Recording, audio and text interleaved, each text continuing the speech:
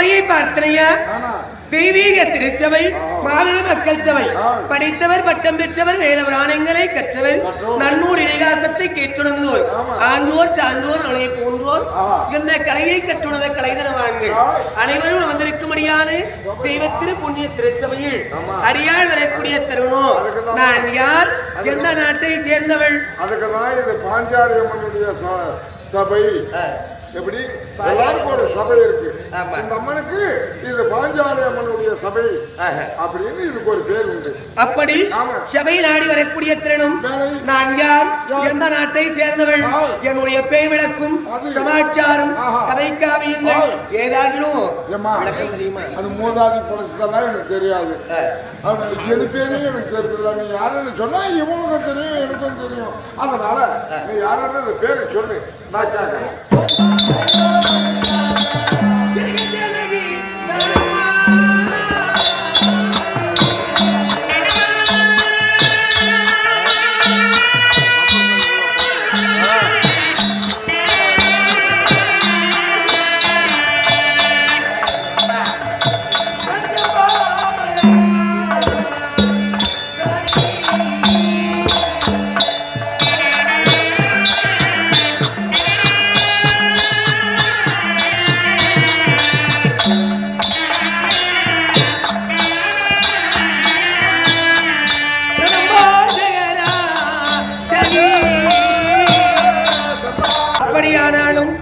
தேசமோ 56 தேசம் நாடுகள். அது என்னுடைய தாய் திருநாடு கௌளிமாபுரி பட்டினம்.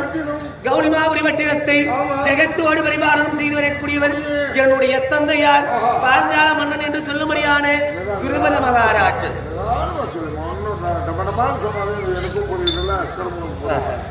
பாஞ்சால மன்னன் என்று சொல்லக்கூடிய துருபத மகாராஜன். பேரு பாஞ்சால மன்னன் துருபத மகாராஜன் சொல்லலாம். அப்படி பாஞ்சால மன்னனுக்கும் கோக்கிலாவதி அம்மையாருக்கும் சொல்லக்கூடிய தாயாருக்கும் ஆமா நான் பெண்ணாக பிறந்த மையாள்.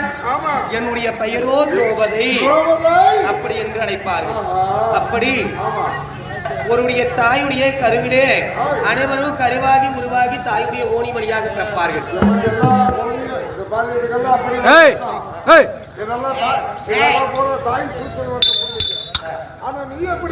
நான் எப்படி பிறந்தவன் தெரியுமா? அம்மா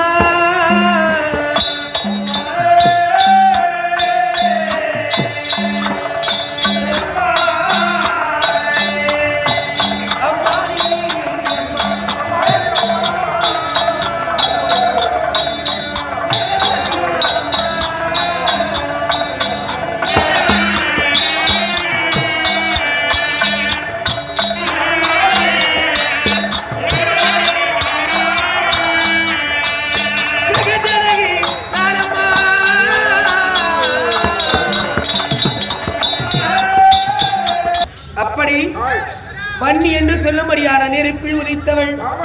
யார் நெருப்பில் பிறக்கணும்? எல்லாரும் தாய் வயிற்றுல பிறந்தாங்க. என்ன காரணமா நீ போய் நெருப்பியில் நெருப்பு தீ அக்கனி அந்த அக்கினி செட்டியில நீ தீயில பிறந்தேன்னு சொல்றியே என்ன காரணத்துக்காக எல்லா தாய் வயிற்றுல பிறந்தவங்க தானே? என்னுடைய தந்தையார் திருபத மகாராஜன் இல்லையா? பாஞ்சால மன்னு அவருடைய கல்வி காலங்களிலே அக்னி கோத்திர முனிவரிடத்திலே கல்வியை பயின்றார். அப்படி பயிலக்கூடிய யாரும் என் தந்தையாருடைய துரோணாச்சாரியாரும் பயில்கிறார். ஸ்கூல்ல போய் என்ன வித்தை கத்துக்கினாங்கன்னு அந்த அம்மா சொல்றாங்க. அவங்க அப்பா தான் கத்துக்கணும் வித்தை கம்மனு கேளு. ஒரு மூதாதி இவனு சொல்லிட்டு மூத்தர் போயிட்டு போயிடலாம். நீ சொல்லுமா. அப்படி துரோணாச்சாரியாரும் என்னுடைய தந்தையார் பாஞ்சால மன்னனும் அக்னி கோத்திர முனிவரிடத்திலே பாடசாலையில் பயிர்கிறார். அப்படி படிக்கக்கூடிய நேரம் என் தந்தையார் வாழமட்டை போல அந்த புத்தி உடையவர். ஆமா அந்த துரோணாச்சாரியார் கற்பூரத்தை போன்றவர்கள். என்ன குருநாதர் போதிக்கிறாரோ அந்த நிமிஷமே அதை செய்வார்.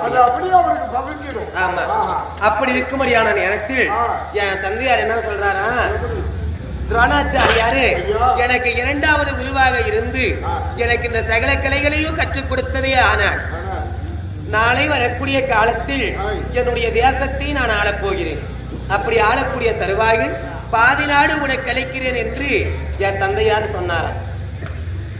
அந்த துரோணாச்சாரியார் கத்துக்கணும் யாரு அங்க போய் ரெண்டு பேரும் ஒரே வாத்தியார் கிட்ட கத்துக்கணும். ஒரே வாத்தியார் கிட்ட கத்துக்கினாங்க.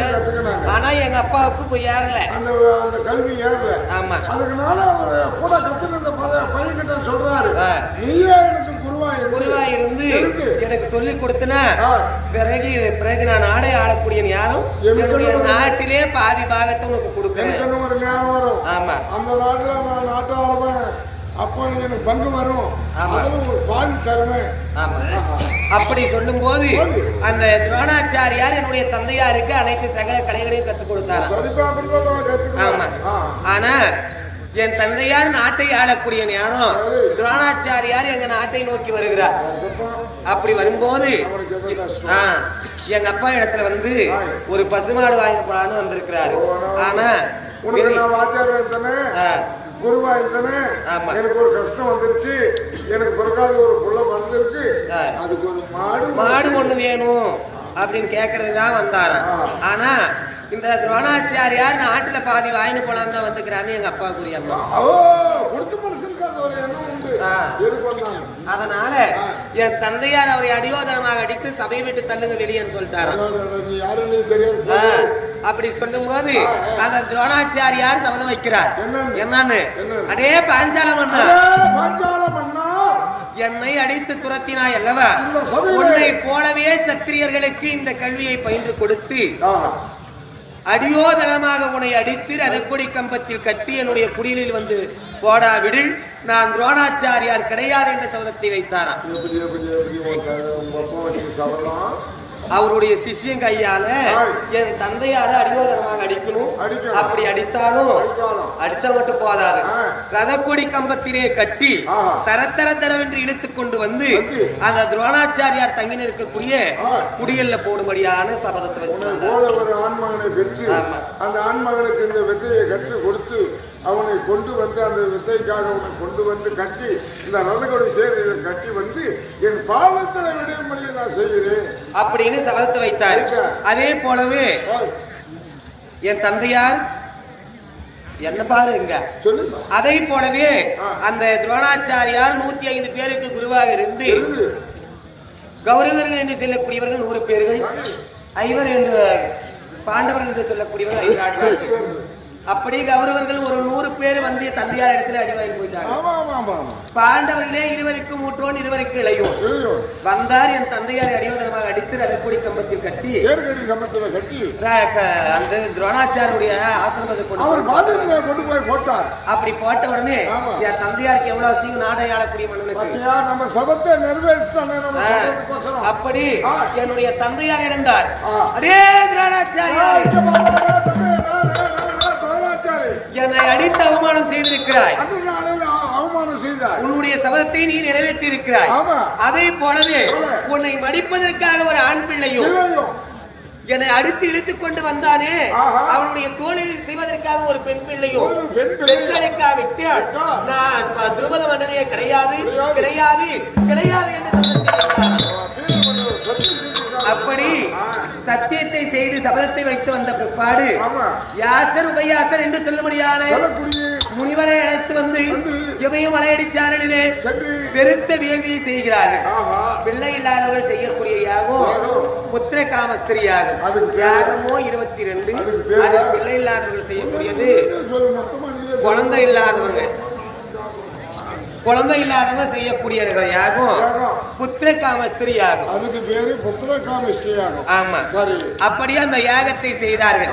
அந்த யாகத்திலே நான் பிறந்தமையால் எனக்கு ஏக ஜானகி அப்படின்னு ஏக ஜனனின்னு ஒரு பேர் உண்டு. ஆமா, இது ஒரே பேர் அவங்களுக்கு. அது ஒரு பேர் மட்டும்தான், திரௌபதினு சொல்லுவாங்க. ஆனா நான் பிறந்த மாத்திரத்தில் கேசரி என்று சொல்லும்படியான ஆகாய மார்க்கமாக அசிரியமாக குறைக்கிறது. இந்த பெண் பிள்ளைக்கு பெயர் கிருஷ்ணை அப்படின்னு அந்த கேசரி மார்க்கமாக உரைத்ததான்.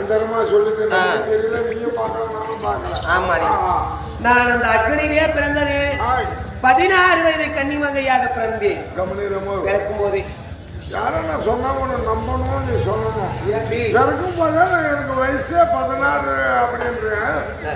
10 மாசம் இருந்தாக்கா 16வது மாசத்துல வெளியே தள்ளிடுறாங்க பொம்பளைக்கு. யாரு பொம்பளைக்கு நீ நீ எவ்வளவு பிறக்கும் போது எவ்வளவு வயசு? 16 வயது கன்னிமங்கையாக பிறந்தேன். 16 வயசுன்னா நீ வயசுக்கும் அட்டுக்கணுமேம்மா. ஆமா,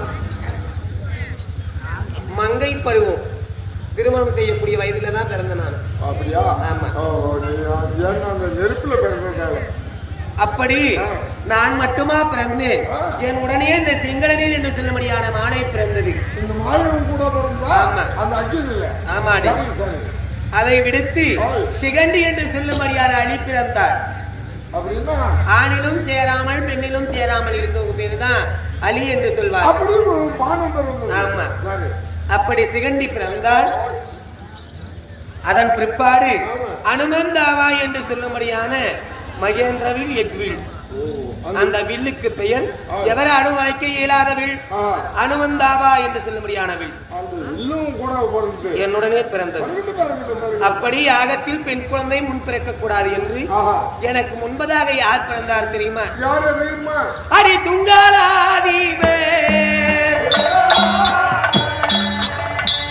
அவர் எங்க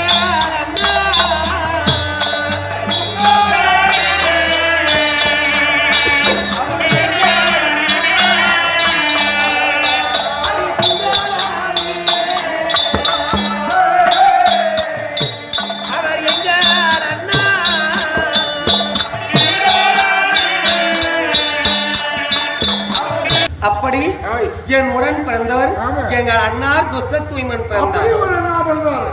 அவர் பேரு துஷ்டத்தூய்மன். துஷ்டத்தூய்மன் என்று ஒரு அண்ணாவும் கூட அந்த அக்கினியில் இவ்வளவு பொருள் பிறந்திருக்கு. எனக்கு முன்பதாக பிறந்தார், நான் பிந்தி பிறந்தேன், எனக்கு முந்தி பிறந்தார். அப்படி எல்லாம் அறிந்தாலும் யமனனக்கேணி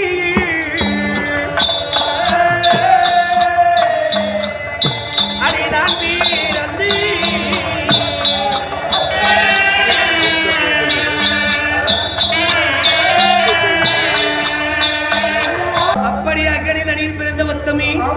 என்னுடைய அழகு எப்படி தெரியுமா? அது சொல்லுங்க, அவனுடைய வேலை எப்படி?